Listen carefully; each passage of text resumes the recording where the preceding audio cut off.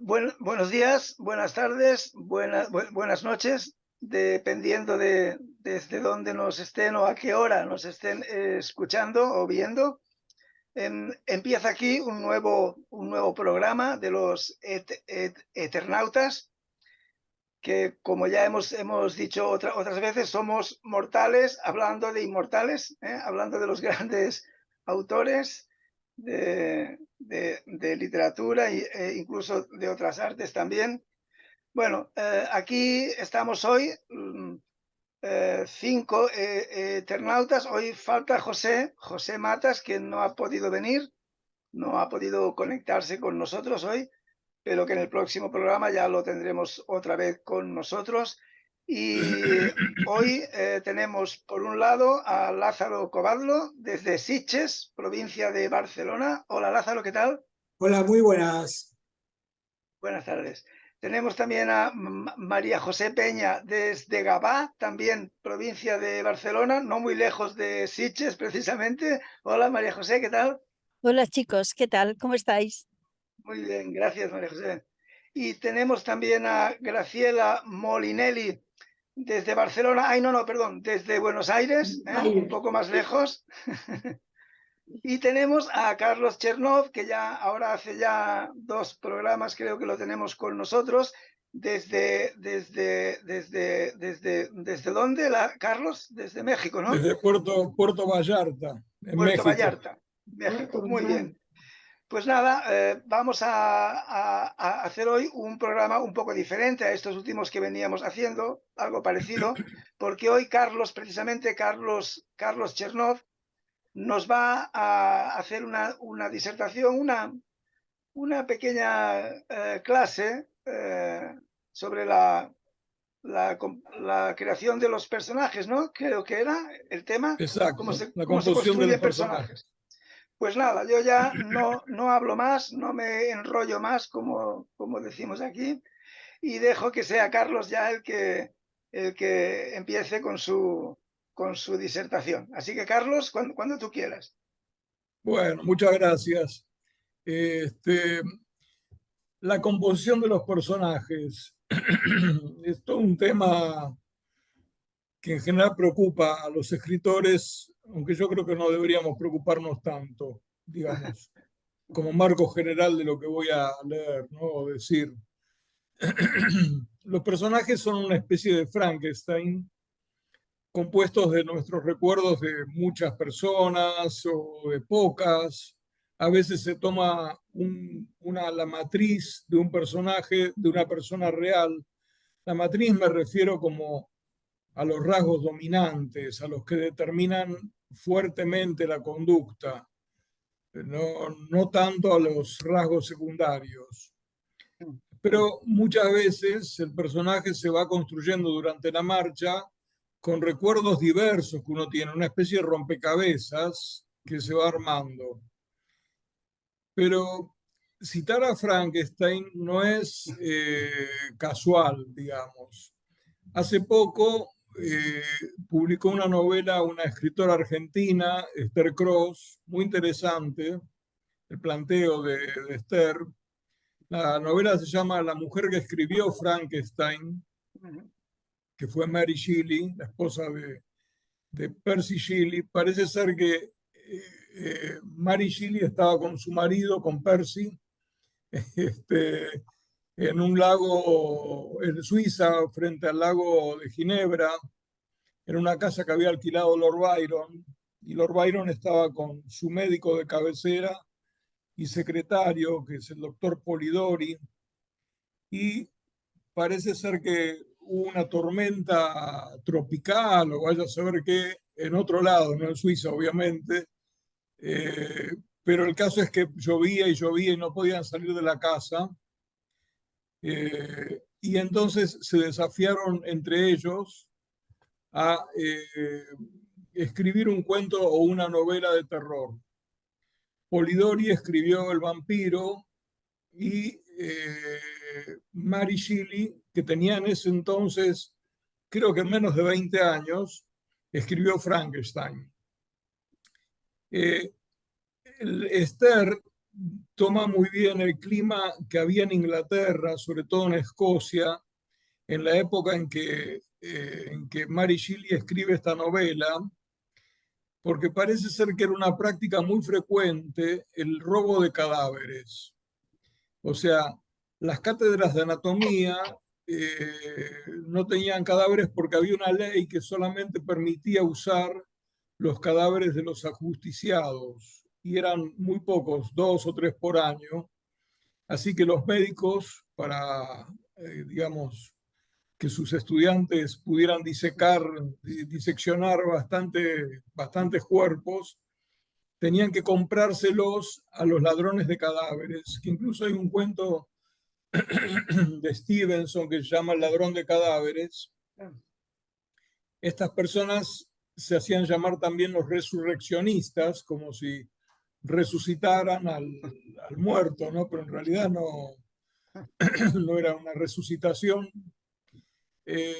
Y bueno, los cadáveres frescos tenían hasta unas tarifas y eran una especie de mafia, ¿no? Que después terminaban ajusticiados muchos de ellos y aportaban cadáveres al sistema, los propios, digamos, ¿no?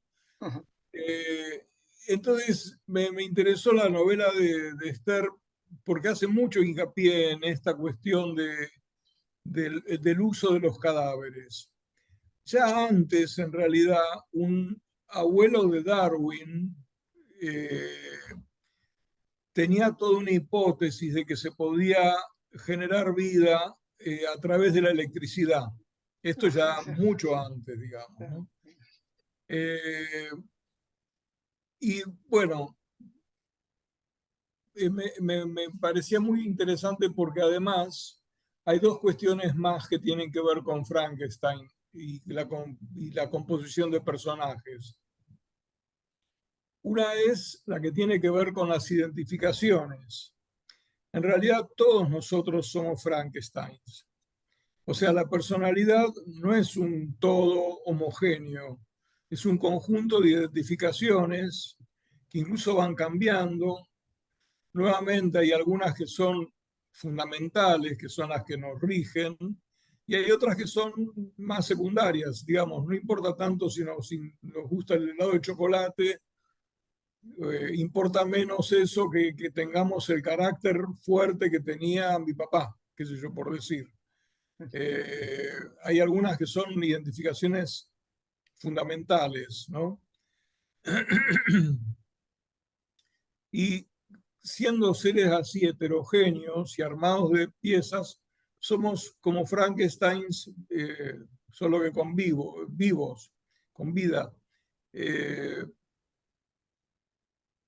Por otro lado, los personajes y nosotros tenemos una especie de ir y venir de las identificaciones. Armamos a los personajes y hemos sido armados con identificaciones, por lo tanto, conservamos esa capacidad de identificarnos. Puede ser que nos identifiquemos con el personaje o armemos el personaje en base a nuestras identificaciones, pero esto es un ir y volver que es constante. Y la segunda cuestión que nos emparenta con Frankenstein es que Frankenstein y los personajes se parecen por su condición de muertos vivos. Es decir, el personaje es una representación, no está vivo. Como cuando Magritte pinta su famosa pipa y dice, ceci n'est pas un pipe. Es como si dijera si dijera esto es una pipa, estaría mintiendo porque es solamente una representación de una pipa. Es decir, los personajes carecen de vida, pero existen de alguna forma en la mente y memoria del lector. El lector los revive, se identifica con ellos, los carga de sentimientos y asociaciones, y eso es lo que principalmente nos atrae de los libros y de las películas, esa carga emocional, ¿no? Como a veces uno desea que el héroe triunfe o qué sé yo, que el villano pierda o sufra o algún horror de esos que se les ocurren a las personas. Pero todo un gran gancho de los relatos son las identificaciones con los personajes. Eso nos hace vivir o revivir, ¿no? la vida de otro y, digamos, es parte de lo que nos mueve a leer y nos mantiene pendientes del libro, a ver qué pasó con fulano, ¿no? Cómo sigue.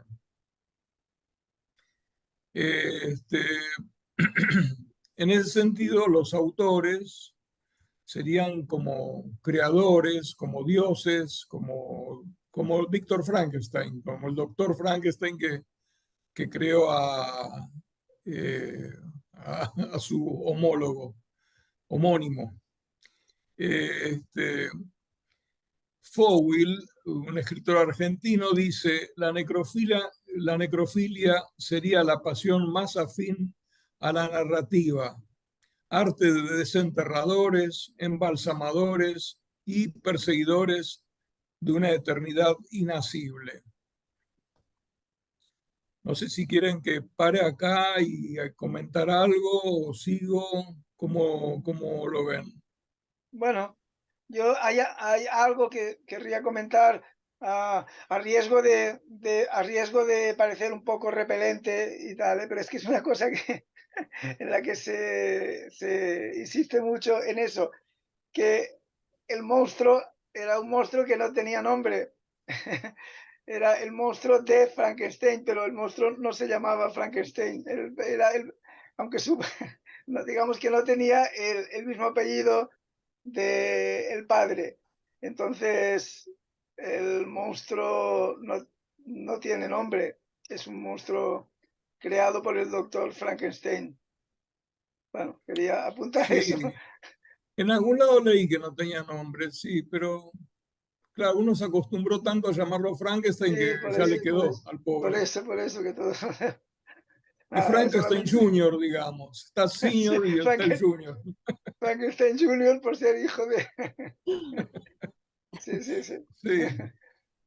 Bueno, Sí, No sé, sigue, sigo Carlos. leyendo, Hoy sigo está charlando. Sí. no, sigue, a ver si. No, yo hasta lo que hasta el momento has dicho es interesante y lo voy siguiendo, pero no me ha suscitado ninguna cosa especial, excepto ese detalle. No sé si alguien más tiene algo que comentar, pero podemos continuar. Sí, Sí, sí, por favor, que continúe. Estoy expectante. continuemos. ¿Algo más? No, sigue, Alberto, sigue. María José, no. Bueno, seguimos entonces. Quiero oírte, sí, sí. Eh,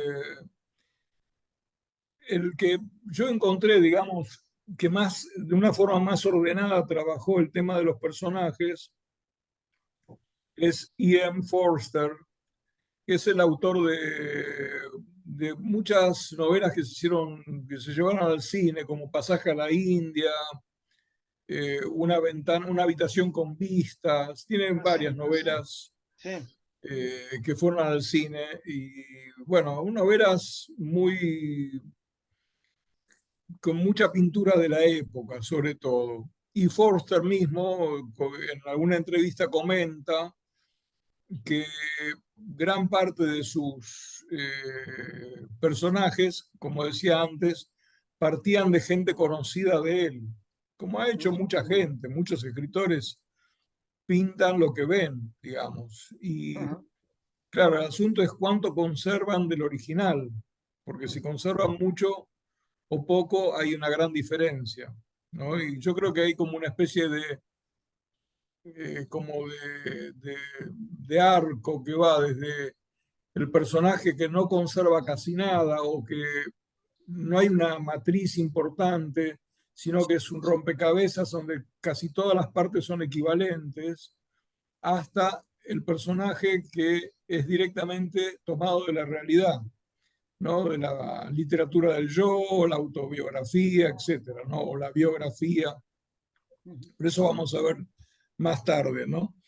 Eh, y Forster tiene un ensayo que se llama Aspectos de la novela, que es un ensayo sobre narrativa, y ahí divide a los personajes en redondos y planos. Los redondos son los que tienen un mayor desarrollo en sus rasgos, son multidimensionales, reaccionan de maneras inesperadas, sorprenden al lector y son dinámicos también.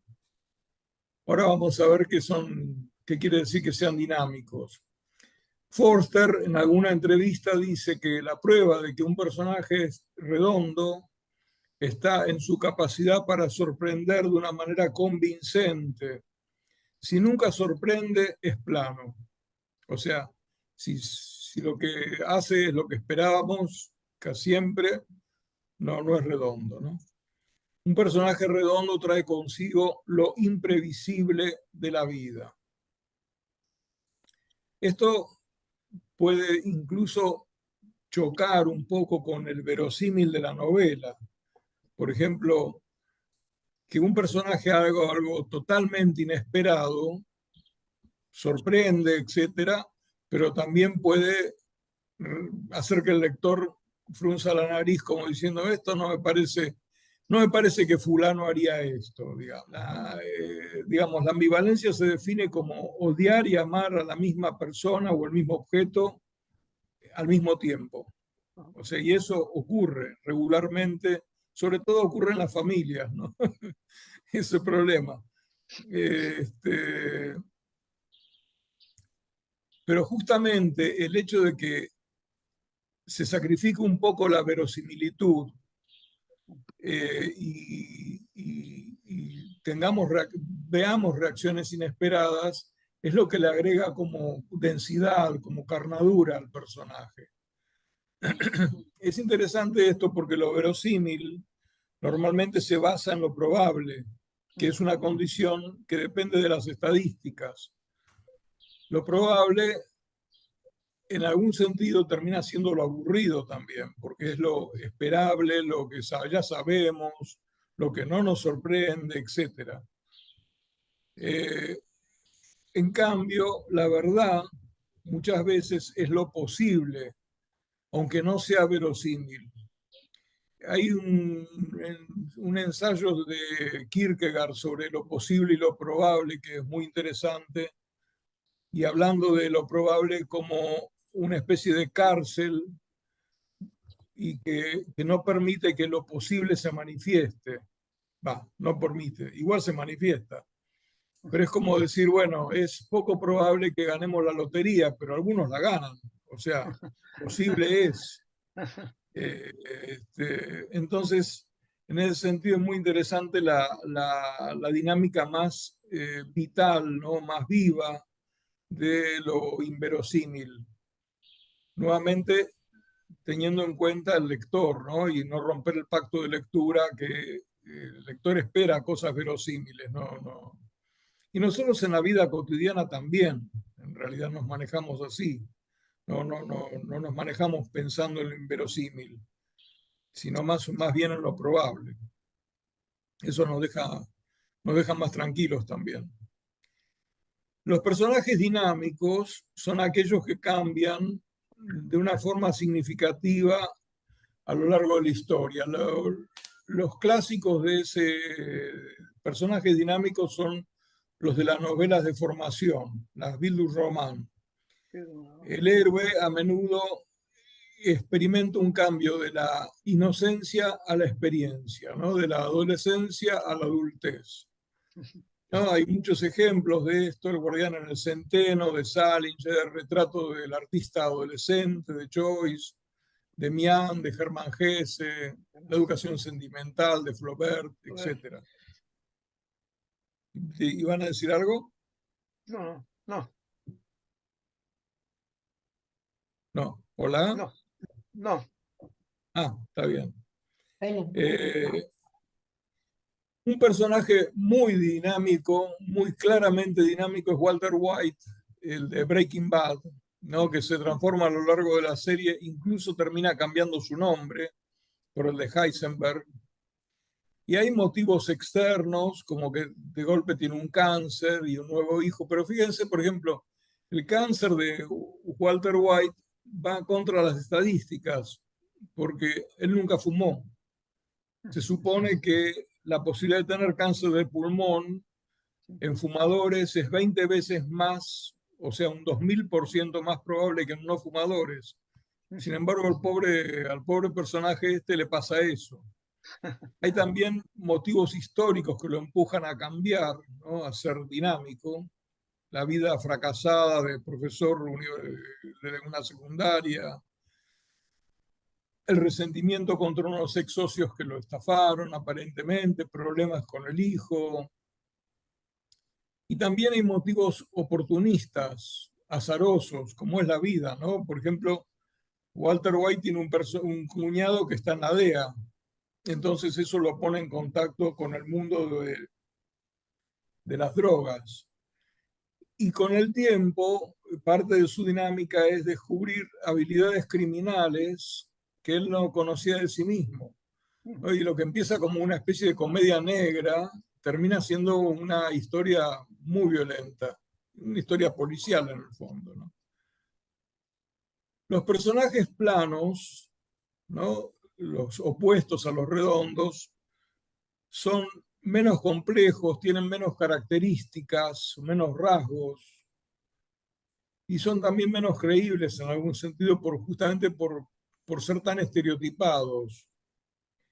A veces sirven para resaltar los caracteres de los redondos, como Sancho Panza con el Quijote o Watson con Sherlock Holmes. No son como... Estos también aparte pueden ser tomados como personajes antagónicos, como para resaltar ciertos rasgos de un personaje se toma otro que automáticamente es comparado por el lector porque está ahí al lado, ¿no? Digamos, está acompañando al personaje principal. Normalmente los planos carecen de historia y profundidad. Se podrían definir con una frase. También pueden ser personajes secundarios, no tan planos, lo que sería los personajes de reparto en las películas, y otros incidentales que aparecen en una sola escena, como un camarero, una taxista, un taxista, qué sé yo, como personajes que son como parte de la ambientación, como que están casi en el borde de ser extras, ¿no? O lo son, o directamente lo son. De todas formas, muchos personajes planos se convierten en redondos a lo largo de la escritura de un libro, porque uno los tiene ahí y dice, esto me conviene para aportar, o se me ocurre simplemente, no de una manera tan deliberada, para aportar algo al texto, digamos, ¿no?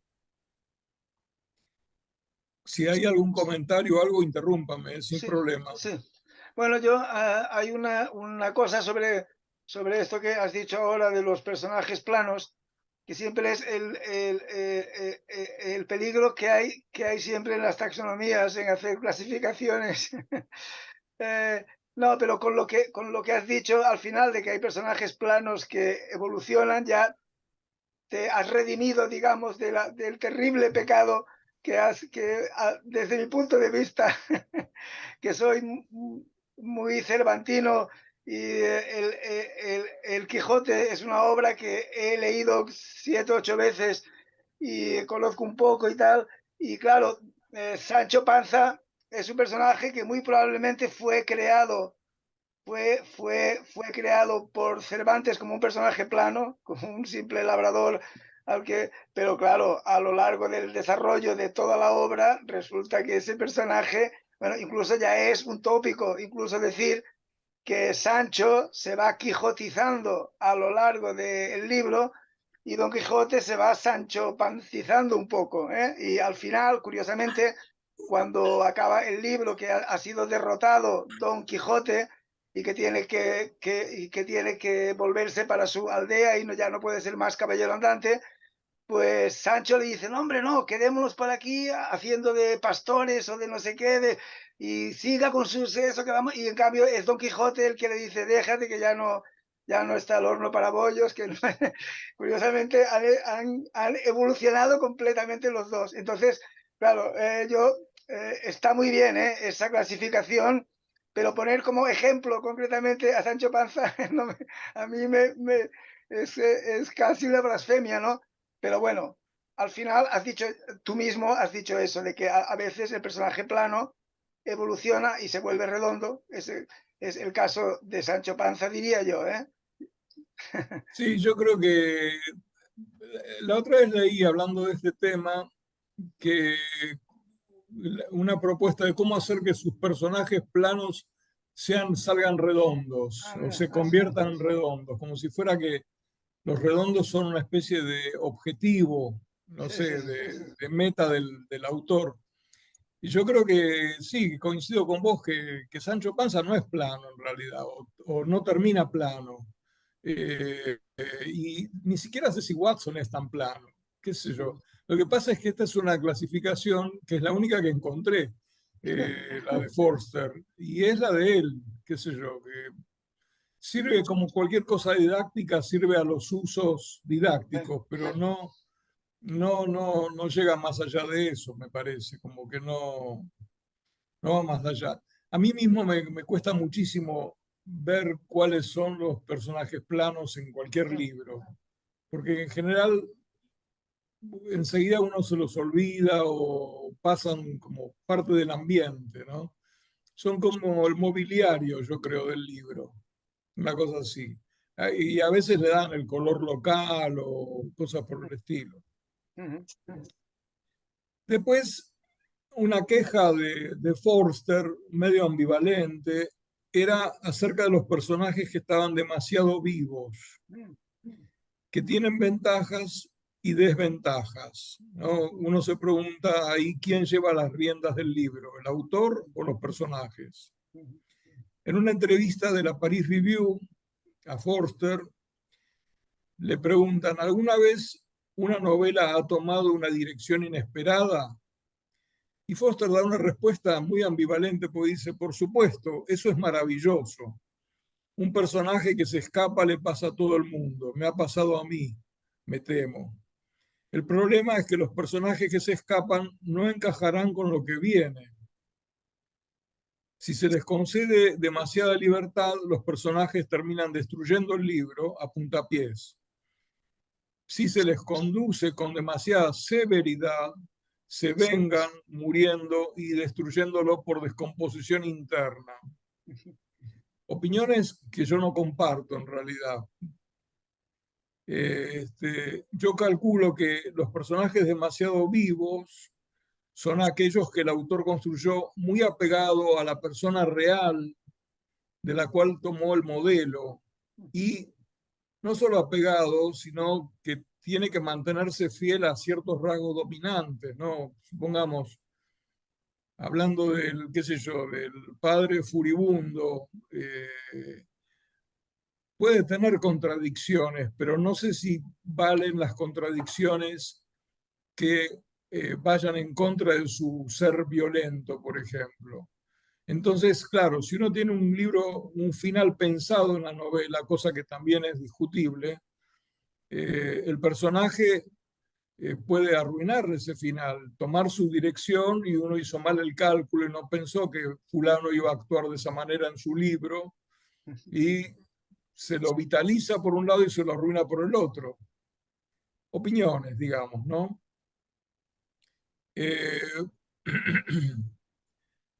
Yo creo que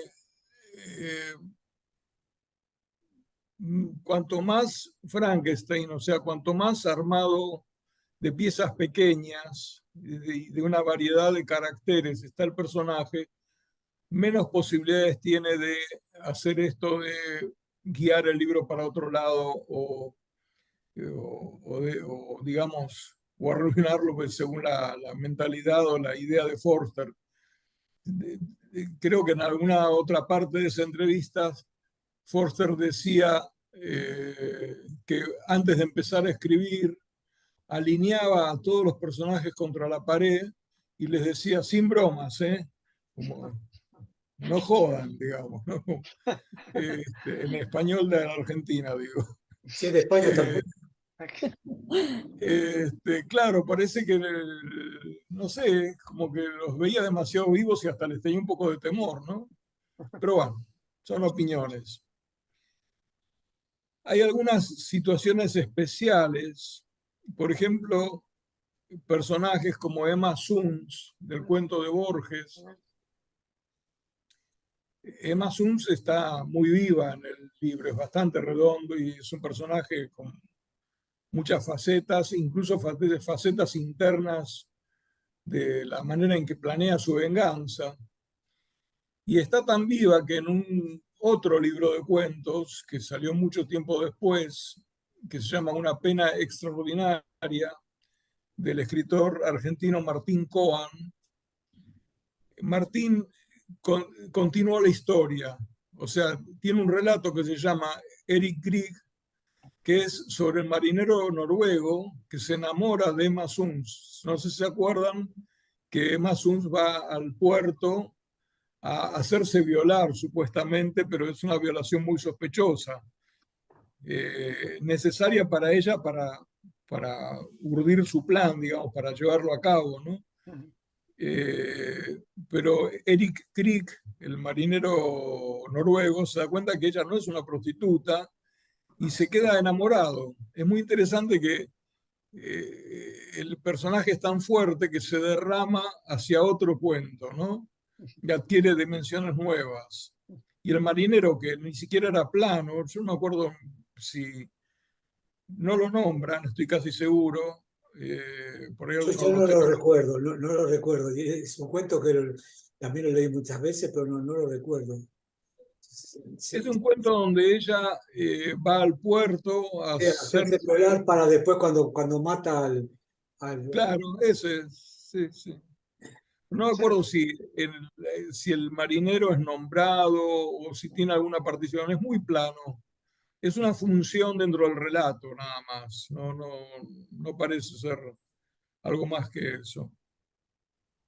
sí, sí, Otra situación, sí, no, que en el cuento en Mazún, pues dice eso, que ella va a un local de estos en el que se conciertan estas citas mercenarias y entonces pues sube a la habitación con el hombre ese haciéndose pasar por una prostituta, como si como otras chicas que ejercen así de ese modo y simplemente comenta que el hombre este no sé si lo describe, pero y que luego se marcha y que le deja el dinero encima de la mesilla de noche o no sé qué. Es todo lo que comentas, ¿eh? sí, sí. Te lo acordás bien, sí. Yo hace Pero mucho que... ella solamente quería, pues eso, quería que la desvirgasen, quería perder la virginidad para luego poder simular que fue su patrón el que la violó. Sí, Exacto, sí. Este, sí, sí, que es eso. el cuento este, curiosamente, Borges cuenta que es un cuento que él construyó porque una amiga suya, dice el nombre, pero ahora no recuerdo, pues le sugirió este argumento, ¿no? Sí, sí. Esta historia, este argumento de Cecilia una chica Ingenieros. que como era una chica que era virgen, que todo el mundo lo sabía porque había unas revisiones médicas que les hacían en la fábrica con periodicidad y tal, pues entonces que podía haber esa prueba, esa cosa tan concluyente de que ha habido una... Y entonces se lo sugirió una amiga suya y Borges construyó el cuento con todo su arte y con ese estilo que tiene él. Pero es curioso porque no es una historia que surgiese de él, digamos, sino que se la sugirieron. Sí, sí. Y él dice algo así como que la historia es mucho mejor que la factura que él le Sí, dio al sí, cuento, para exacto, variar, ¿no? exacto. Borges con su modestia. Sí, sí que lo dice, En sí. fin, con su falsa este, modestia. que así, sí, así cualquiera es modesto. Este, otra situación rara o especial con personajes, por ejemplo, es lo que pasó cuando Conan Doyle mató a Sherlock Holmes, ¿no? ¿Se acuerdan? Lo mata el doctor Moriarty o algo así en las cataratas en, no sé dónde, en Suiza me parece también. Todos van a Suiza a hacer lío. Y la gente salió a protestar, se vistieron de luto, muchos de ellos con crespones negros en los sombreros, y fueron al 221 de Baker Street, donde se supone que vivía Sherlock Holmes. O sea, estaba tan vivo que era prácticamente una persona. Yo creo que eso es efecto del deseo. El deseo a veces es tan intenso que nos lleva a irnos de la realidad. Por ejemplo, alucinar o creer. Todos saben que no era una persona, pero a la vez quieren creer que es. Entonces llegan al extremo de ir a su casa, a la supuesta casa de Sherlock Holmes. Ese es un personaje que tiene una vitalidad impresionante, digamos. No sé, como que Conan Doyle es curioso porque no apreciaba mucho su lado Sherlock Holmesco, digamos. Le gustaban más los libros que él había escrito sobre, creo que filosofía política o historia o algo así. Él apreciaba más esos libros y sin embargo Sherlock Holmes le salió no solo por lo interesante que es leerlo o lo placentero también, sino por la vitalidad que tiene el personaje. Por ahí, Sherlock Holmes es, digamos, una consecuencia de otro personaje que es el mismo Conan Doyle. Quiero decir, por ahí Conan Doyle no se daba cuenta de lo que estaba haciendo, como nos pasa normalmente, ¿no? Que no hacemos cosas y no nos damos cuenta, actuamos inconscientemente. Una de ellas es escribir, por ejemplo. Entonces, por ahí creamos un personaje magnífico como Sherlock Holmes y no le tenemos el suficiente respeto, digamos, ¿no? Después hay otro fenómeno curioso, otra situación especial, que es la de los personajes, perdón, de los escritores devenidos personajes. Por ejemplo, Kafka o Hemingway o el mismo Borges, hasta tal punto que Humberto Eco recreó en la figura de Jorge de Burgos, el bibliotecario ciego del Nombre de la Rosa, y Eco comenta en apostillas al Nombre de la Rosa que biblioteca más ciego solo puede dar Borges. También porque las deudas se pagan. Claro, bueno, Eco debe haber tenido una enorme deuda con Borges, ¿no? Sí. Eh, Falta, aparte de decir biblioteca más ciego, si encima le añadíamos espejo y un espejo y un laberinto. exacto, y un laberinto ya aún más Ahí lo tenemos completo. completo ya. Perdón, para remarcar más eso que tú estás diciendo, Carlos, en la novela de Stephen King, Misery, la cual no he leído, pero sí he visto una película basada en ella, ¿no? No sé si lo habéis visto, en la que una mujer cuyo nombre del personaje no me acuerdo, ni tampoco la actriz, que era una actriz famosa que hace mucho que no la veo.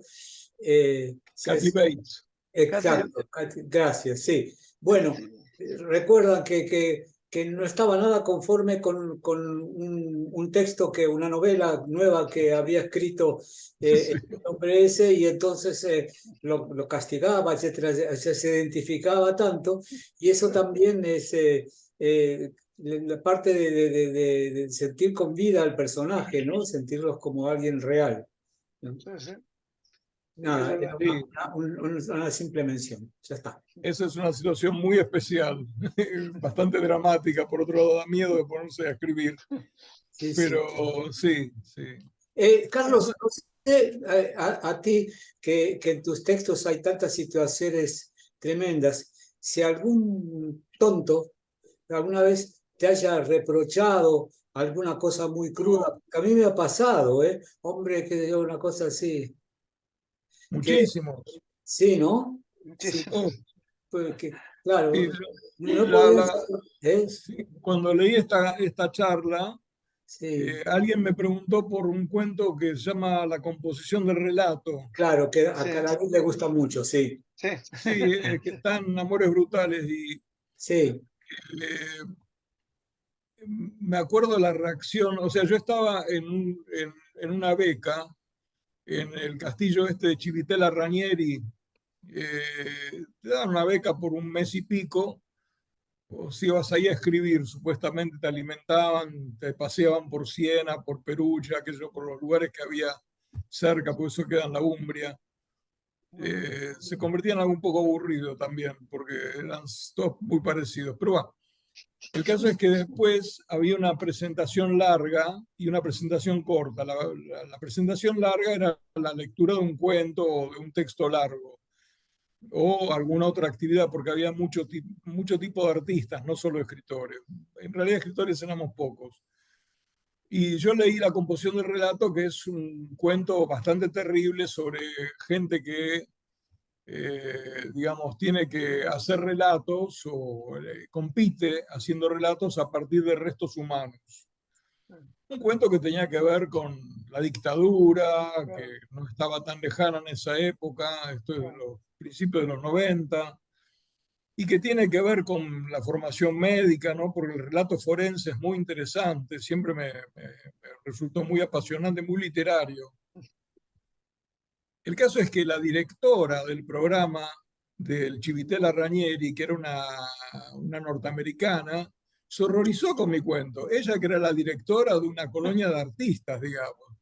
Y me dijo, ¿cómo yo escribí esas porquerías? Más o menos, así como totalmente enojada. Yo decía, ¿cómo puede ser? Porque eran artistas los que estaban todos. Por supuesto, todos me defendieron y no hubo ningún problema. Pero sí, cuando escribís esas cosas, no viene Kathy Bates con los martillos a romperte los pies, pero te rompen las pelotas, digamos, más que sí, sí. hablándolo Así es, sí, con sí, sí, claridad. sí, Sí, sí. pero Qué bueno, bueno. qué sé yo. Bueno, en general son analfabestias. Sí, Escúchame, nada, es apasionante todo esto, pero se me ocurre preguntarte algo. Decime, ¿los personajes de las novelas y de los cuentos te llaman más la atención que los personajes de la vida real? O sea, ¿vos tendés a tomar, en tus personajes, tendés a tomar partes de personajes de la vida real o de personajes de las novelas o los autores o personajes de cuentos? si para construir un personaje tomo Sí, de otros personajes o de personas reales, sí. la verdad que no lo sé, no sé dónde lo tomo. Y supongo que a ustedes también les debe pasar lo mismo, que no me preocupo mucho por dónde. Uno tiene una especie de estofado en la cabeza lleno de identificaciones y de detalles y de cosas que le parecen verosímiles y cosas que no, y qué sé yo. Y toma, yo creo que tomamos de cualquier lado.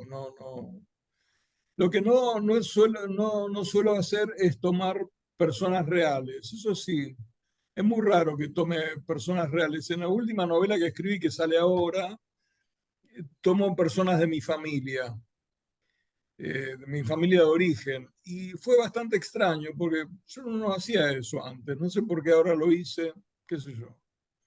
Son cosas que uno va cambiando o por ahí se le agotó el pool, ¿no? De personajes que tenía y tiene que ir a buscar a la realidad. No sé qué pasó. Pero en general no tomo. No sé ustedes cómo hacen, pero Yo yo en creo que general. es totalmente un misterio, ¿no? Que tiene que ver, tú vas carburando, así tiene que ver con las cadenas asociativas, ¿no? Para dar un ejemplo, por ejemplo, a ver, hace muchos años que yo no escuchaba a Gilbert Bécaud, ¿no? Es decir, directamente desde los años 60. Y me estaba recordando ahí que que mis padres habían comprado esos grandes tocadiscos, esos muebles tocadiscos, ¿no? Y les había dado por comprar decenas de discos, y uno de Gilbert Bécaud, el Maintenon, ¿no?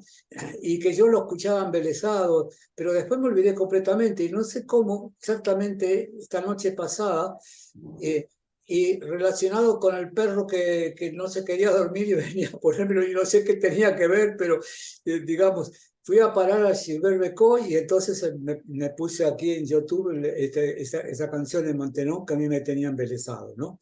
Pero, ¿de dónde sale todo eso? ¿Qué sé yo? Digamos, sí, no se sabe qué hay bajo tierra, ¿eh? Puede haber petróleo, agua, puede haber las dos cosas mezcladas, no sé, minerales, uranio, de todo. Ya Sí, está. eso es lo interesante también, ¿no? El otro lado, porque el otro lado se produce o se inventa o se fabrica, no sé, escribiendo. Va como si uno tirara del hilo y tira, tira, tira y van apareciendo ristras de situaciones o de personajes, ¿no? Como es un tema.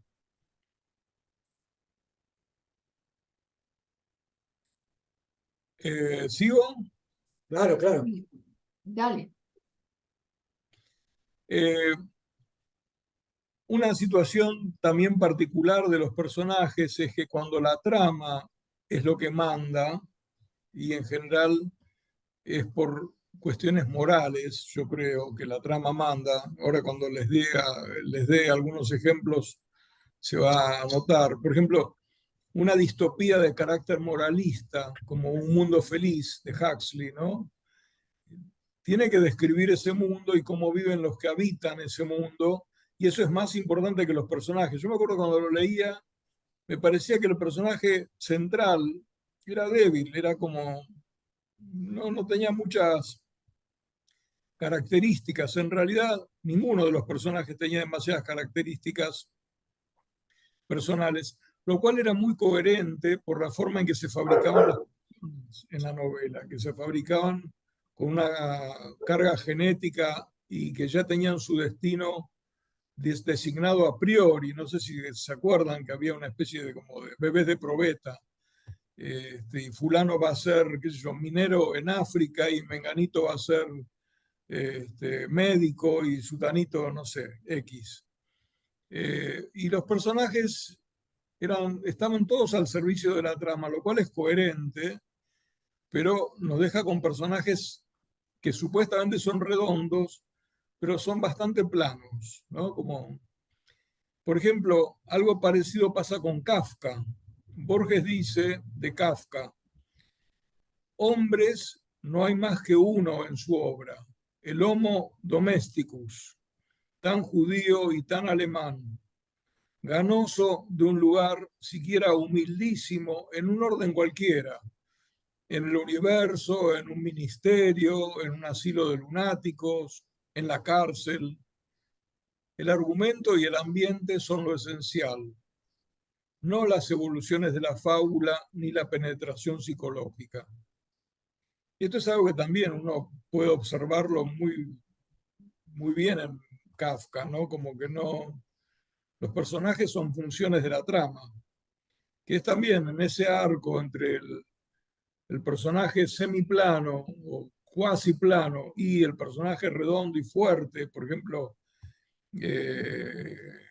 Dostoyevsky, o Ana Karenina, o Humbert Humbert de Lolita, hay montones de personajes que tienen muchísimas dimensiones, y la trama importa mucho, pero en algunos no tanto incluso. Y en algunos es una trama bastante costumbrista, o qué sé yo, que incluso al lector si hay cierto equilibrio entre los personajes y la dedicación a la trama, por ahí el lector termina sabiendo cómo vivían en esa época, porque hay un relato pormenorizado de todo eso, ¿no? Eh, este, ¿Quieren comentar algo? Estamos llegando como a la mitad del texto. Dale. Me interesa esto ahora.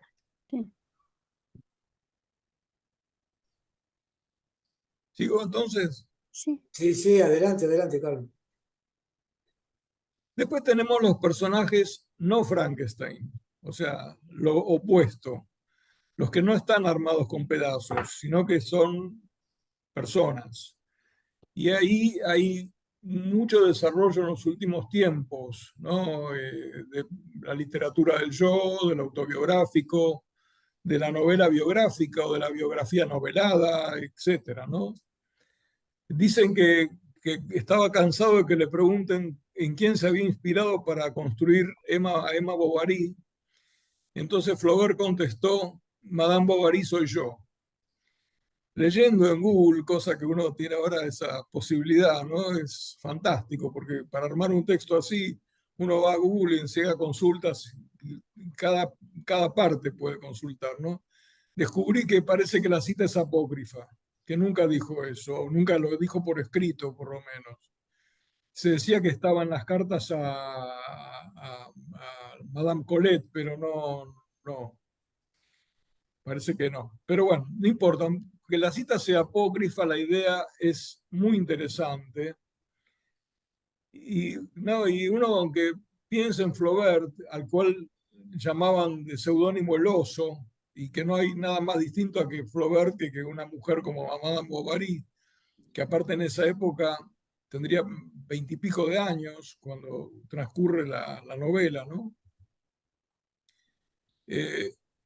Aunque sean tan aparentemente distintos, Flaubert puede componer una mujer, no solo con observaciones de otras mujeres, sino con sus sentimientos femeninos también. Porque la bisexualidad es propia de los seres humanos y de alguna manera relativa nos permite ponernos en el lugar del otro, en cómo piensa, cómo siente alguien del otro sexo. Esto es relativo porque también sale la gente a decir, ¿no? Freud, por ejemplo, citando a los poetas, dicen que la mujer es un enigma, que los hombres no entienden lo femenino, etc. O sea que hay opiniones de todo color. Yo apunto más a que sí se entiende parcialmente lo femenino desde la mirada del hombre y también que hay una cierta perplejidad del hombre frente a la mujer, ¿no? O sea, incluso mujeres que uno conoce mucho, como la propia mujer, la propia esposa, digamos, uno dice, hay cosas que no entiende. Pero bueno, igual son maravillosas, así que está todo bien. Nos preocupa entender cuando la cosa se pone fea, pero por ahora, digamos, está todo bien. Y acá rescaté un comentario de Flaubert acerca de la profunda identificación de él con su personaje. Dice, cuando escribía El envenenamiento de Madame Bovary, tenía de una forma tan realista el sabor del arsénico en la boca, estaba de forma tan realista, envenenado, está mal esto, pero bueno, envenenado yo mismo, que me provoqué 2 indigestiones una tras otra, 2 indigestiones reales, pues vomité todo lo que había cenado. O sea, la identificación dio lugar a un poderoso efecto sugestivo o de autosugestión, y este pobre Flaubert sintió que él había tomado el veneno y lo vomitó, etcétera, ¿no?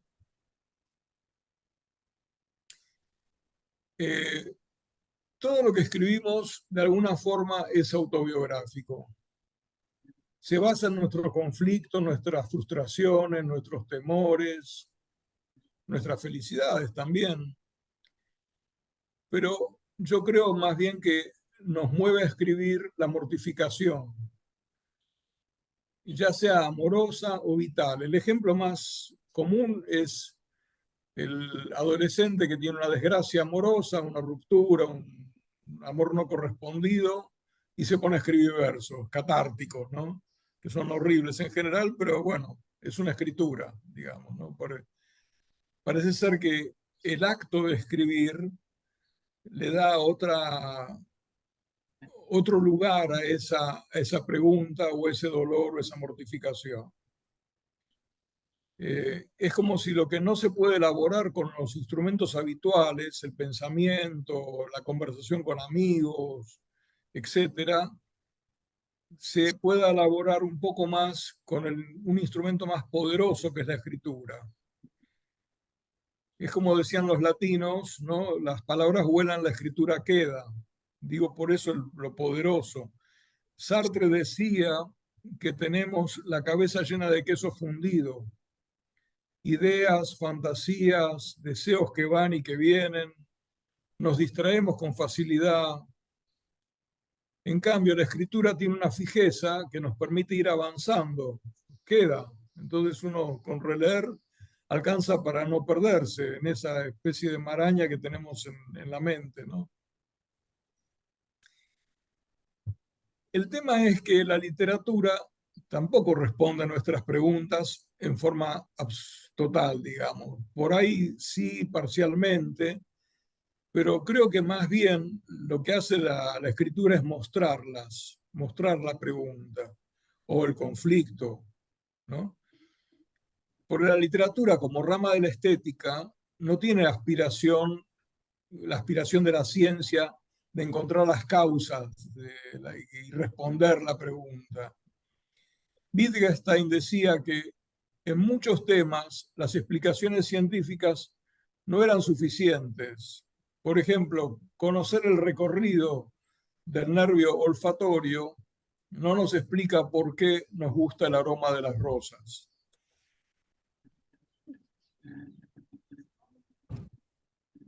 Los personajes también pueden tener un germen autobiográfico. Por ejemplo, acá, no me acuerdo quién lo escribió esto, pero bueno, también hallado ahí en el tesoro de Google, dice, el escritor y traductor del Ulises al español, José María Valverde, cuenta que una noche de junio de 1904 paseaba el joven Joyce por la calle cuando se le ocurrió piropear a una muchacha con la que se encontró, sin darse cuenta de que venía acompañada por un militar. Recibió un golpe y se desplomó, siendo atendido entonces por un judío de la ciudad, famoso por las infidelidades de su mujer. Años después, siendo empleado de un banco en Roma, Joyce pensó en utilizar este episodio como cuento para dublineses, pero en realidad fue uno de los gérmenes del Ulises. Interesante esto de ser famoso por las infidelidades de la mujer de uno debe ser difícil, debe ser complicado. Sobre todo, me imagino en el Dublín de 1900, ¿no? Que deben haber habido, qué sé yo, cuántos habitantes tendría, ¿no? Todos te conocían. Pero bueno. Esto que voy a decir ahora es totalmente objetable, pero bueno, es así. Digamos, mentir. La literatura de ficción tiene una debilidad. El lector sabe todo el tiempo que le están mintiendo. Sabe que miente. Que solo aspira a ser verosímil, no verdadero. El lector es indulgente. De otro modo no podría disfrutar de la ficción. Aunque sepa que es una mentira, pero muchos se cansan de esta relación endeble con la verdad. Y entonces surgen con fuerza escritores que escriben en el borde del diario personal, de la biografía, de la autobiografía, como Knausgaard, como Emmanuel Carrer, Oliver Sacks, que escribe relatos clínicos. Todos son escritores muy leídos, además. O sea, tiene mucho éxito esta literatura del yo que se ha ido de la literatura de ficción pura, digamos, ¿no? Y es un fenómeno interesante porque no dejan de atrapar al lector, digamos, por eso tienen tanto éxito. O sea, es como si no fuera necesario tener que forzar la verosimilitud con cosas inventadas, sino que a veces la misma realidad sirve para escribir una muy buena ficción. Es interesante, lo que no entiendo o no sé muy bien es por qué tienen más auge estas líneas literarias en los últimos tiempos. O sea, antes no había tanto de esto. Yo Yo no tengo sé si una opinión. estamos hartos de que nos mientan o qué pasa, ¿no? Los medios, lo que se supone que dice la verdad no la dice, y claramente de una manera espuria y con intereses. Así que estamos buscando la verdad en algún lado, ¿no? En la línea periodística hay autores que se han dedicado también a esto de la no ficción. Por ejemplo, Rodolfo Walsh con Operación Masacre o Quién mató a Rosendo, que precedió a la escritura de no ficción de Capote y de Mailer, de Norman Mailer, que la precedió por 7, 8 años, pero los libros de Walsh son previos. No sé si tiene alguna importancia, pero bueno. Norman Mailer escribió varios libros de crónicas políticas, en algunos de los cuales él participaba directamente como protagonista, por ejemplo, como Los Ejércitos de la Noche. Se lo critica bastante a Mailer por el tamaño de su ego, digamos, ¿no? Le gustaba participar como personaje y mostrarse como un héroe a punto de ser encarcelado, me acuerdo, en Los Ejércitos de la Noche, qué sé yo. Capote tenía una actitud un poco más profesional para mi gusto, porque escribía literatura de no ficción, pero él, digamos, aparecía de una forma más como tangencial, no en primer plano. Es interesante porque Capote, según vi en la película, en las 2 películas que hubo sobre él hace unos 15 o 20 años, o un poco menos por ahí, se sometió a la realidad hasta el extremo de esperar que ejecutaran a los asesinos de la novela A Sangre Fría antes de publicarla. Es como si hubiera tenido la intención de expulsar todo elemento de ficción de la novela y quedarse solamente con la verdad de los hechos, que también es algo relativo, ¿no? Quiero decir, como decía Nietzsche, no hay hechos sino interpretaciones. Pero bueno, digamos que ver a estas 2 personas colgando de la horca debe haber sido bastante contundente como hecho, ¿no?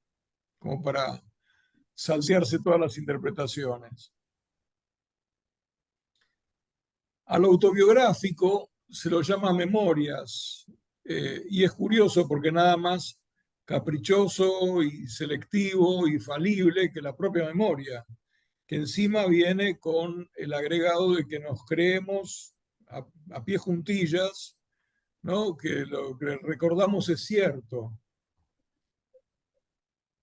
Y una última cuestión respecto de la verdad, que a mí siempre me causa un poco de gracia, es cuando veo en una película que dice "Based in a true story", ¿no? Es muy cómodo ese cartelito, porque dice, bueno, todo lo que te voy a contar es verdad, pasó, así que lo tenés que creer. Y uno se entrega alegremente a esa orden, ¿no? No tiene que hacer el trabajo del escritor que tiene que seducir con su verosímil y llenarlo de detalles para que parezca más verosímil, etcétera, etcétera. Acá es simplemente el cartel que dice que es verdad y punto, ¿no? Se saltea mucho trabajo. ¿Quieren comentar algo? No sé, porque... Sí, mira, que vos lo nombraste a Mailer y él tiene una novela buenísima que se llama Harlot, que es una novela como de espionaje, aunque es otra cosa en realidad, no solo el espionaje. Es una novela muy larga. Eh, Sí. es una novela deliciosa, sí. Estaba pensando en los personajes de Harlot, que son muy variados, porque están los espías y están las chicas, y es realmente una construcción, pero con Carrere me acordé que él realmente pasó a la fama con El adversario. La gente empezó a leerlo con El adversario. Y después un libro muy publicitado de Leslie Monod, que es un libro realmente donde el personaje es auténtico. Limonov no solo existió, ha muerto hace poco y es ese ruso. Todo lo que cuenta de Limonov es cierto. Esta cosa que vos decís de la preferencia por las cosas que son verdad o que se aproximan a la verdad, es tal vez que existen muy pocos autores donde a nosotros nos llame la atención la imaginación del autor. Es mucho más interesante cuando vos esa imaginación la anclás en un hecho real, ¿no? O sabés que puede ser un hecho real, porque entonces uno piensa que está realmente en contacto con algo realmente humano, ¿no? Y no solamente con la ficción. Por lo menos lo que me pasa a mí, no sé a cuántos les pasa, pienso que les pasa a muchos lectores por esto de la preferencia que vos decís por los hechos reales, o que nos anuncien que está basado en un hecho real, ¿no? No sé qué piensan. Sí, sí. Bueno, yo cuando en la cubierta de un libro o en el cartel de una película que pasaba en hechos reales, ya me empieza a tener un rechazo, ¿no? De eso, ¿no? Ahora, por otro lado, como cosa personal, eh, hasta el momento, después de todos los años que escribo, a mí me resulta muy difícil escribir, salvo esos artículos cortos que puedo escribir sobre reportajes o cosas así, porque me encarga un diario, una revista, pero fuera de eso me resulta muy difícil. Yo nunca he escrito nada sobre hechos que se consideren reales. O sea, yo navego mejor en la imaginación, ¿no? Ahí tengo más libertad y todo, ¿no? En fin, pero eso es una cuestión personal. Pues, Si todo pues yo considero que todo relato tiene un sustrato de verdad. Luego se ha ficcionado, claro, pero no existiría. La ficción no existe si no parte de la realidad. Bueno, eso es lo que yo pienso. Hay una cuestión, perdón, que estamos anteponiendo ficción y realidad. Ya hace mucho tiempo que tengo un conflicto con esta palabra que tanto pretende abarcar, que es realidad, ¿no? Sí, sí. Por ejemplo, yo creo que una pieza de ficción es parte de la realidad, Sí. ¿no? Integra la realidad. Pienso que también lo que soñamos es parte de la realidad y lo que pensamos y todo. O sea, la realidad no es solamente, digamos, este vaso que ahora tengo en la mano, ¿no? Es decir, que no sé tampoco si es real. Entonces, nada, esa es una cosa. Pero, en fin, lo primero que decía era que no...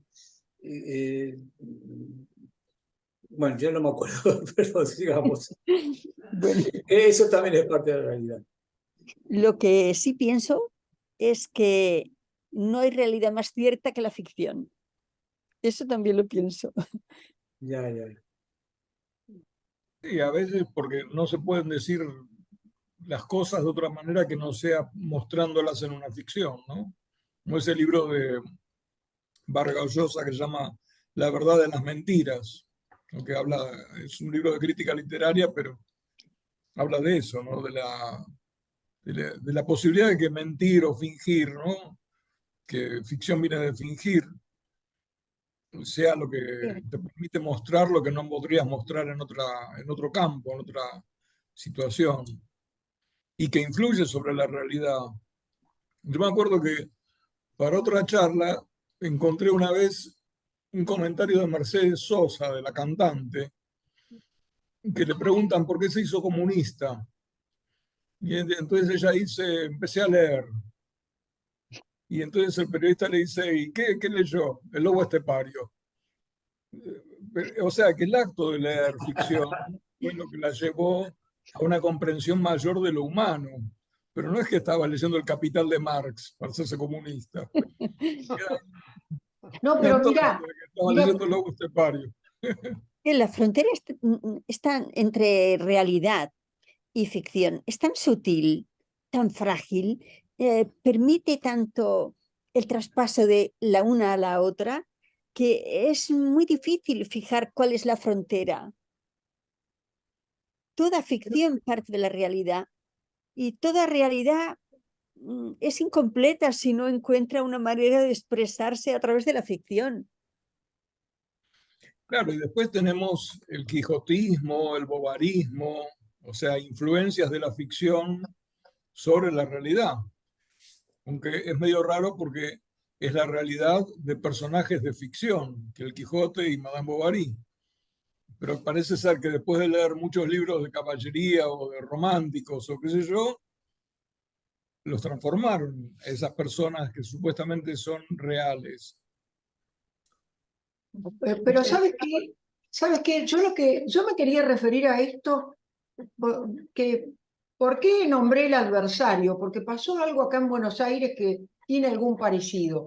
En El Adversario, ustedes recuerdan que es este francés que se fingió médico y se fingió parte de una organización internacional, y cuando iban a descubrirlo, sus padres, su mujer, sus hijos, él los asesinó a todos para que no descubrieran que él en realidad no era médico y no era parte de una organización internacional, sino que era simplemente un estafador.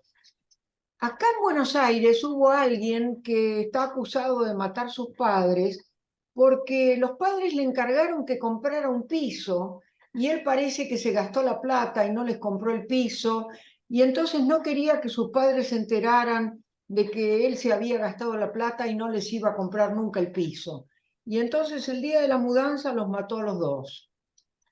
Estas cosas tan increíbles del alma humana, ¿no? Son las cosas que me llaman tanto la atención, y entonces digo, bueno, para explicar eso, ¿qué haría falta? Pero a la vez, cuando aparecen en una obra de ficción o en una obra literaria, también son extraordinarias, ¿no? Porque tratan de bucear en ese aspecto tan hondo, tan profundo, tan enigmático de algunas almas humanas. Bueno, yo sobre el tema este de la ficción y la realidad estoy con lo que ha dicho María José, en el sentido de que yo creo que toda la literatura, toda la buena literatura, la literatura de verdad, está hablando sobre la realidad, porque es literatura que contiene verdad. Entonces está hablando de cosas muy auténticas y muy reales y muy vividas, incluso aunque sea de fantasía, de ciencia ficción, pero la buena literatura es personal, es íntima y es autobiográfica, toda por excelencia, aunque esté disfrazada. Y lo que es literatura de ficción de verdad, que es inventada, son los bestsellers, estos construidos según unas fórmulas ya concretas, con unos ingredientes. Eso sí que es inventado todo. Pero la literatura, por definición, la literatura de verdad, contiene verdad. O sea, es muy real.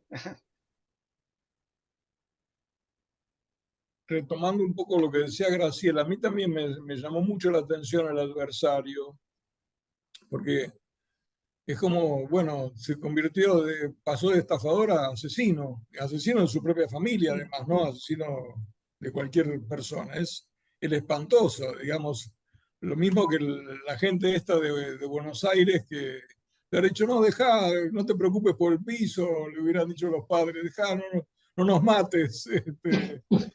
Pero, claro, por un tema menor, ¿no? Bueno, pero sin embargo, hay temas que parecen menores y que no son.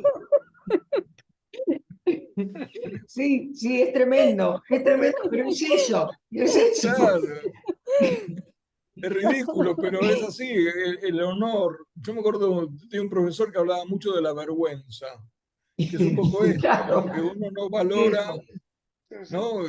La reputación, la vergüenza, el honor, no sé, son como cosas muy importantes para la gente. Y uno, si no lo muestra en un libro, casi es increíble, ¿no? Por esto vas a matar a tus padres.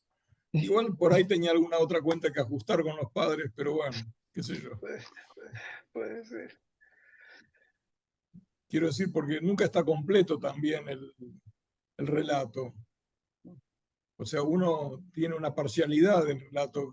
Vaya a saber qué otras motivaciones hay en el adversario, por ejemplo, que no aparecen en el libro, ¿no? Hay todo un no libro enorme por fuera y uno se queda un poco en ayunas también, ¿no? Sí, claro, debe haber alguien que siempre fue un asesino empezando, ¿no? Claro. Sí. O que tiene una idea sobre la muerte muy peculiar, ¿no? Muy, qué sé yo. Y seguramente también hay una parte no escrita que pertenece al libro, pero Y que no está sí, escrito. yo creo que sí, que los libros siempre nos dejan en una incompletud, ¿no? Como está lo otro, lo que bordea por afuera del libro.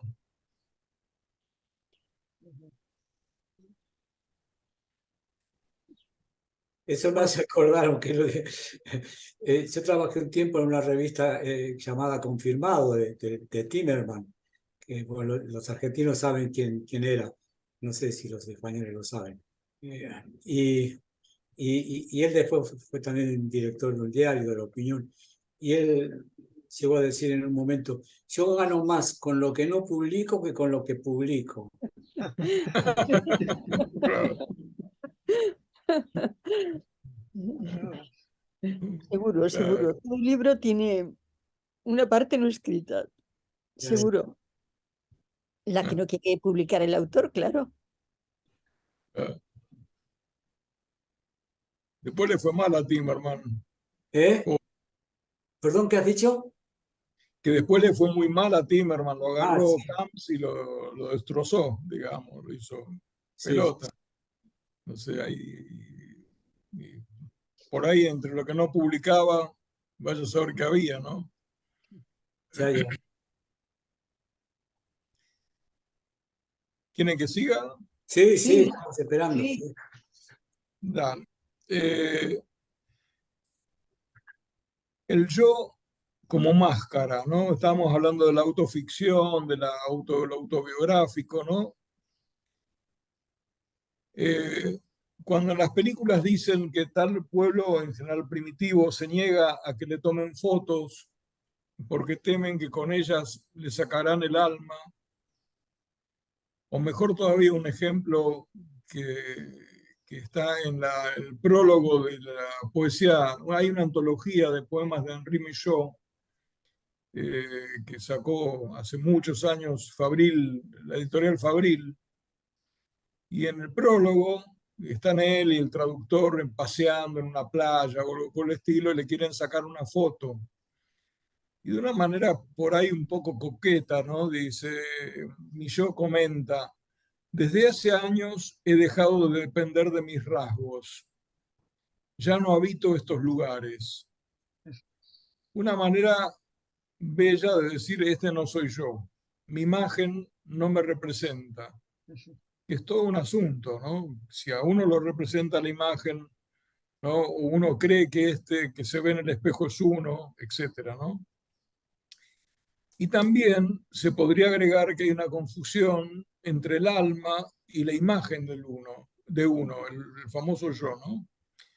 Sí, perdón, te interrumpo, porque aquí estoy leyendo también eh, que, los escritores los autores que tratan de que sus personajes parezcan personas. Pero Sí, justamente persona viene esta es una cosa que siempre me llama mucho la atención, viene de persu, que quiere decir máscara, sí, pero eso es Exacto. lo que que viene eso del latín. es lo que pone más adelante. Ahí. Ah, sí. Sí, Ah, bueno, ya ahora lo veo, sí, sí, sí. es justo lo que viene más Estamos en el adelante. tema. Que- Vale, entonces metí la pata. Claro, es el yo como máscara, ¿no? Ya. Eh, y los escritores aspiramos a que parezcan personas reales, pero sí, las personas son máscaras. Podríamos decir yo es, sin olvidar que una máscara, que el yo es una máscara que refleja nuestra tendencia a teatralizar, además, a actuar. Yo creo que es muy difícil no actuar. O sea, Y por ahí, cuando no actuamos, estamos pretendiendo que no actuamos, pero en realidad siempre actuamos. Pero no sé, yo tengo esa idea de que... Y sabemos que la palabra persona proviene de máscara, que los griegos usaban en el teatro, esas máscaras para reforzar la expresión de los sentimientos y de paso amplificar la voz. Y en latín la llamaron personae. Yo tengo una versión que dice que viene de personare, por la de la amplificación de la voz. Ajá. Las personas somos máscaras, los personajes son máscaras de máscaras.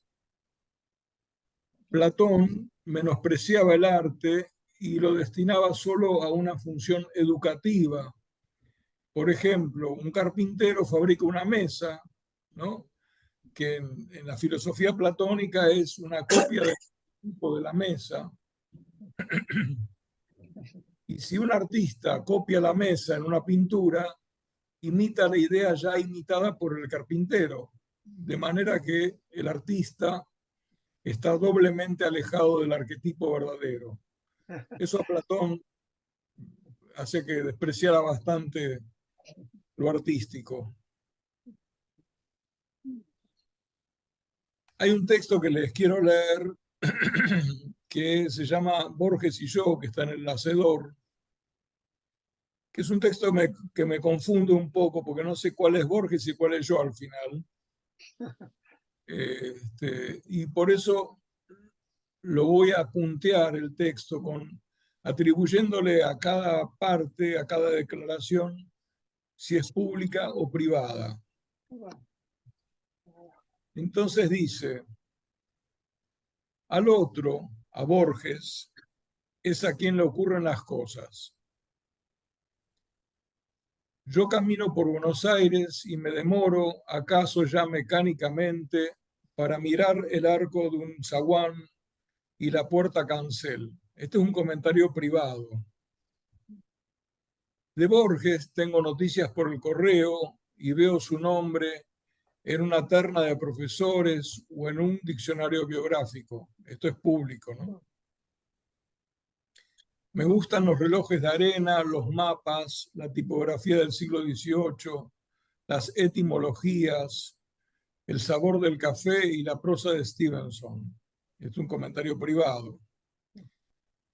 El otro comparte estas preferencias de un modo vanidoso que las convierte en atributos de un actor. Un comentario público. Sería exagerado afirmar que nuestra relación es hostil. Yo vivo, yo me dejo vivir para que Borges pueda tramar su literatura. Y esa literatura me justifica. Este es para mí el comentario privado más profundo, ¿no? Nada me cuesta confesar que ha logrado ciertas páginas válidas. Pero esas páginas, ¿sí, decían algo? No. Sigue. Pues sigo. Pero esas páginas no me pueden salvar, quizá porque lo bueno ya no es de nadie, ni siquiera del otro, sino del lenguaje o la tradición. Comentario acerca de lo público. Interesante porque acá Borges se anima a no ser modesto, pero no es modesto hablando del otro que es Borges también. Tiene su estratagema ahí. Por lo demás, yo estoy destinado a perderme definitivamente y solo algún instante de mí podrá sobrevivir en el otro. Esto es público y privado a la vez. Poco a poco voy cediéndole todo, aunque me consta su perversa costumbre de falsear y magnificar. Otra vez le pega al Borges público. Spinoza entendió que todas las cosas quieren perseverar en su ser. La piedra eternamente quiere ser piedra, el tigre un tigre. Yo he de quedar en Borges, no en mí, si es que alguien soy, pero me reconozco menos en sus libros que en muchos otros o que en el laborioso rasgueo de una guitarra. Hace años traté de librarme de él y pasé de las mitologías de Arrabal a los juegos con el tiempo y con el infinito. Pero esos juegos son de Borges ahora. Entonces yo me pregunto, ¿y antes de quién eran? Porque también eran una forma de escribir. Y tendré que idear otras cosas. Así mi vida es una fuga y todo lo pierdo y todo es del olvido o del otro. No sé cuál de los dos escribe esta página. No sé si quieren hacer comentarios.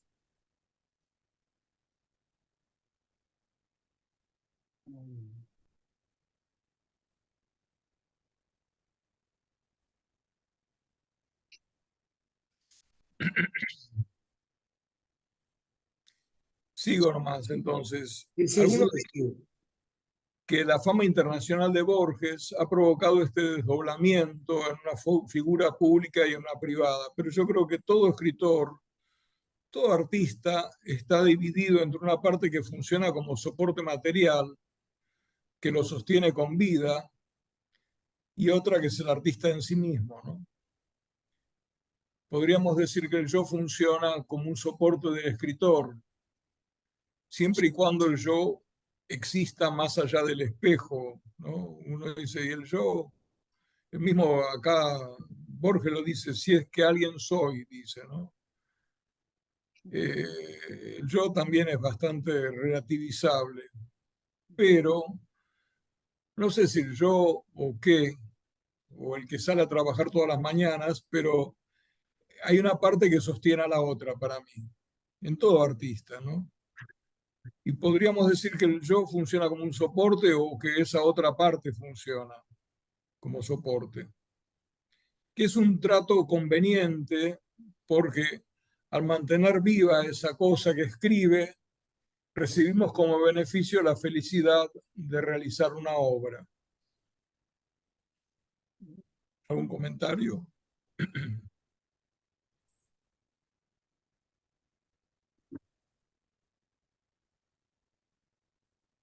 No, sigue, sigue. Sí, Continúa. No, no, decide, sí, María. no, que me parece de una gran profundidad ese desdoblamiento entre el yo y el otro, que es el uno mismo. Siempre me ha perturbado esa imagen, eh, esa convicción de ese desdoblamiento de cada uno de nosotros. Me interesa mucho lo que dices. Lo volveré a leer si luego nos lo pasa David. Sí, sí, sí, ya os lo pasaré.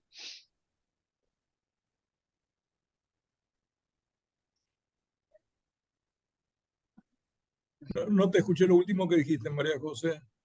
Sí, decía que me interesa mucho ese desdoblamiento que expresas aquí, que siempre me ha inquietado, me ha perturbado y que me gustaría leerlo con mayor detenimiento, que espero que David nos lo pase luego tu texto. Ah, está bien. Sí, es bastante inquietante porque es como la disolución del yo, Sí, ¿no?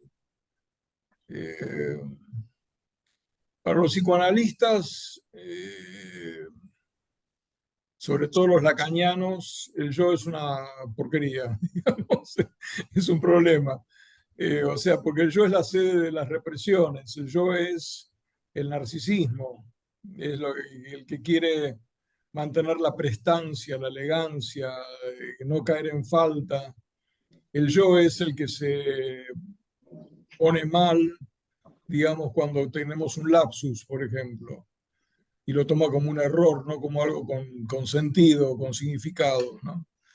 El yo es un problema, pero todo esto es un problema porque el alma también es un problema, si es que existe, si es que hay algo que se pueda llamar alma, ¿no? Así que es todo un lío. un interesante lío, porque a pesar de ser un lío, nos atrae. Y bueno, nos atrae durante la historia de la humanidad, ¿no? nos atrae ese desbrozar el interior y no acabamos de sacar nada en claro.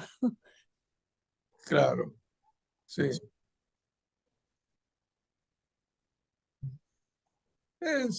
Qué sé yo, algunas cosas se pueden mostrar justamente, no responder, pero por lo menos mostrar cómo funciona el yo, cómo funciona lo que creemos que es el otro o el alma.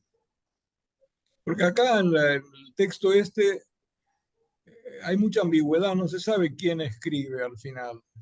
Porque si Borges dice, dejé de hacer tal cosa y ahora la otra, la cosa, el infinito y el tiempo ya es del otro, entonces al principio era de él, de ese yo que escribía, no se sabe muy bien, pero a la vez es una ambigüedad interesante porque siempre hay como un solapamiento entre el humanito que va funcionando en la realidad, ¿no? Me imagino como los videojuegos que va avanzando así por el mundo, siempre hay una alimentación entre ese que está en contacto con la realidad y el otro, el que escribe.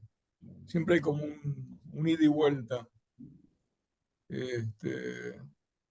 Yo creo que eso es lo que hace interesante la escritura también. Ya, pero esta óptica quizá no todo el mundo, no todo escritor la contemple con el interés que la contemplas tú, ¿no? También Eh, debe haber un componente de interés profesional o de, si no interés, por lo menos de impronta profesional, ¿no? Puede ser, sí, sí. Es algo que se trabaja mucho en el psicoanálisis y con los pacientes y sí,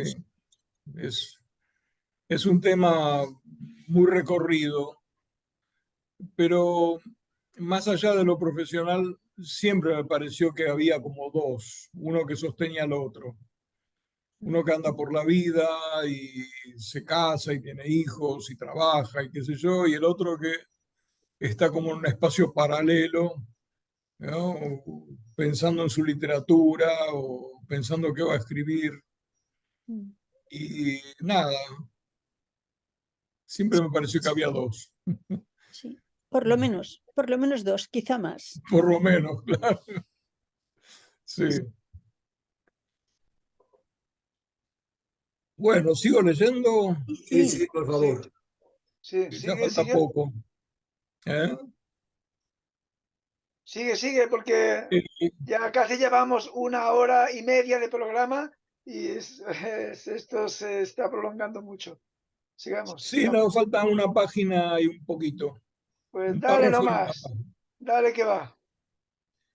Bueno, para mi gusto, los personajes se componen como cualquier parte del texto. La trama, los puntos de vista, el ambiente, con más o menos detalles, más o menos amueblado, como decía Humberto Eco, la voz, con la que se escribe. Yo creo que son elecciones semiconscientes.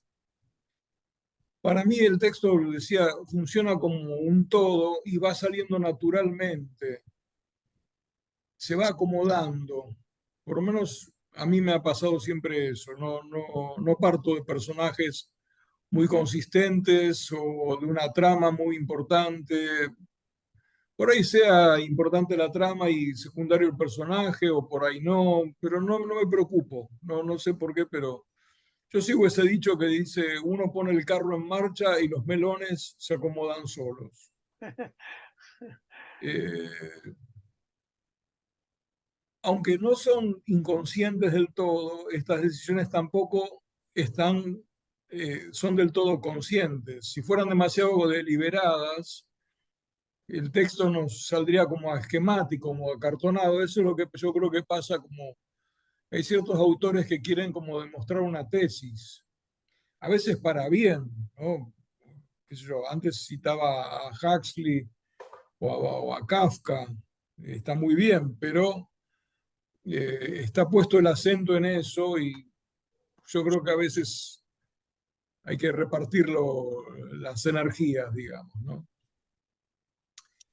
Felisberto Hernández, el escritor uruguayo, habla de estas cuestiones en el prólogo de su libro Las Hortensias, titulado el prólogo Explicación falsa de mis cuentos.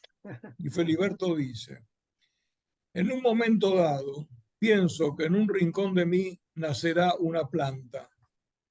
La empiezo a acechar creyendo que en ese rincón se ha producido algo raro, pero que podría tener porvenir artístico. Sería feliz si esa idea no fracasara del todo. Sin embargo, debo esperar un tiempo ignorado.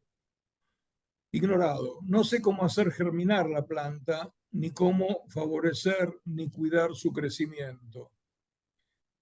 Debo cuidar que no ocupe mucho espacio, que no pretenda ser bella o intensa, sino que sea la planta que ella misma está destinada a ser y ayudarla a que lo sea. Lo más seguro de todo es que yo no sé cómo hago mis cuentos, porque cada uno de ellos tiene su vida extraña y propia. Pero también sé que viven peleando con la conciencia para evitar los extranjeros que ella les recomienda. ¿No? Es interesante porque la obra existe en potencia y Felisberto simplemente recomienda no obstruir el crecimiento con la conciencia, que le va a recomendar extranjeros. Los extranjeros serían la moda, lo que debe escribirse, el mercado, lo que se vende, ¿no? La búsqueda de la fama, todo lo que no es la obra. Y para finalizar, de una manera un poco tontuela, digamos, no sé por qué lo puse esto, pero yo tengo como dos máximas que en realidad nunca me las acuerdo, pero cuando estoy escribiendo, que son: no pienso, luego escribo. O sea, trato de que no dejo, de que la conciencia no tome el comando de la escritura, ¿no? Y mi otra máxima, que se la robé a las zapatillas Nike, es just do it. O sea, sentarse a escribir, no dar muchas vueltas, porque uno tiene que luchar mucho contra la resistencia cuando escribe. Resistencia contra lo nuevo, contra la desobediencia de los mandatos burgueses, resistencia contra saber más de uno mismo, ir más allá de nuestro yo como mera imagen. Por eso, después de escribir, al releer, uno se da cuenta de lo que le interesaba. Ah, estas eran las cosas que me preocupaban. Algo que no está a priori, que solo se conoce luego de escribir. También hay resistencias más comprensibles, como por ejemplo que uno fracase, que le salga mal. Y esto que dicen, la próxima vez fracasa mejor, no es un consuelo, la verdad. Por lo menos para mí. Espero no fracasar, qué sé yo. Bueno, acá termina el texto este. Pues muy interesante, mucho, mucho. Me ha gustado Genial, ¿eh? mucho. He disfrutado Bueno, gracias. de reflexiones. Muy Muchas bien. gracias. No sé, ¿alguien tiene alguna cosa que quiera comentar? ¿Algún último comentario? Si es así, que hable ahora o que calle para calle siempre. por lo menos hasta el próximo programa. Buenísimo, Venga. me ha resultado buenísimo, muy inspirador. Yo Bueno, me quería saber, alegro. venga, rapidito, David. Yo quería saber si puede haber un relato sin personajes. ¿Cómo te lo planteas tú como escritor? Un relato sin personajes, Un monólogo. Ya hay un no sé si se personaje que puede. narra. Ya hay un personaje que narra. No, pero puede ser, Pero, porque puedes, por ejemplo, la selva, el desierto, el mar, pueden ser relatos y personajes. O sencillamente es un monólogo interior, ¿no? No precisa personajes. Pero en el monólogo interior está el personaje que está pensando. Claro, el que Es narra. que es muy curioso que hayas dicho eso, porque yo, en mis talleres literarios, uno de los ejercicios que les pongo a veces a mis alumnos es que escriban un relato breve sin presencia humana, pero que no hagan trampas, o sea, que no hagan trampa, que no pongan eso, los pensamientos, no. ¿Por qué es? Porque la gente tiene mucha pereza para describir. Y yo creo que las descripciones son importantes, son necesarias en un texto. Entonces, como no quieren describir, y si les dices, describidme un paisaje, bueno, entonces ya, no, uy, no, paisaje, no, qué rollo, yo no sé. Pues entonces les digo esto, sin presencia humana. No puede haber ninguna presencia humana. O sea, podéis... Y entonces al final aquí salen cosas interesantes a veces. Sí, Siempre intentan hacer trampa, pero yo les intento guiar para que no haya, y sí que se puede hacer, sí. Puedes hacer una descripción, como ha dicho alguien aquí, de un entorno natural Claro, de un simple edificio, una lo ves de descripción una manera, fría eso y está claro, lo ves se de una puede manera. hacer, se puede Lo que hacer. tú describes es el personaje que narra. Se puede hacer. Lo Es que ya es solamente más el que hay. complicado es, con esas premisas, contar una historia. Eso ya es más difícil. Ahí ya hay que ser un maestro. Pero sí que se puede hacer un texto sin presencia humana ninguna. Y que la voz narradora sea lo más neutra y lo más impersonal posible. Bueno, no sé. Es curioso que hayas dicho eso, porque yo... No, la verdad que no conozco ningún texto sin personajes, va, que no se me ocurre, va, no sé. Bueno, sí, la guía de teléfono, por ejemplo. Ah, bueno, está lleno de personajes. No, pero por ejemplo, a ver, el manual del automóvil, así, aunque el personaje principal es el automóvil. Y no hay, ¿verdad? No hay. Bueno, pues No hay, mira, ¿no? ahí dejamos entre María José y yo, ahí dejamos un reto literario para el que lo quiera intentar. Oye, a mí también me interesaría, bueno, supongo que a todos, recibir el El texto. texto, Muy David. bien, sí. muy bien, Sí. ya os lo enviaré a todos. A mí, Muy bien, yo no, espera, no podría comentar mucho porque resulta que estoy casi de acuerdo con todo y es una cosa que yo siempre he pensado más o bueno, menos igual, fantástico. así que sí. Y creo que todos, ¿no? Tú, David, también más o menos. Bueno, algunas sí, Sí. en Yo general la sí, mayoría de en las cosas. general Sí. estoy muy de acuerdo. Luego hay matices y hay cosas, pero claro, es que al final se prolonga tanto si uno comentara todas las cosas, todas las ideas que le surgen, aquí nunca se acabaría. Y por desgracia aquí hay un formato y tenemos más o menos que intentar respetarlo. Bueno, pues nada, si no hay ninguna otra cosa importantísima que queráis decir, vamos a despedir aquí este programa de los Eternautas por hoy y ya nos veremos en nuestro próximo programa con otro tema que espero que sea tan interesante como el que hemos tenido hoy. Así que hasta la próxima, que vaya bien. Adiós. Adiós. Hasta la Chao. próxima.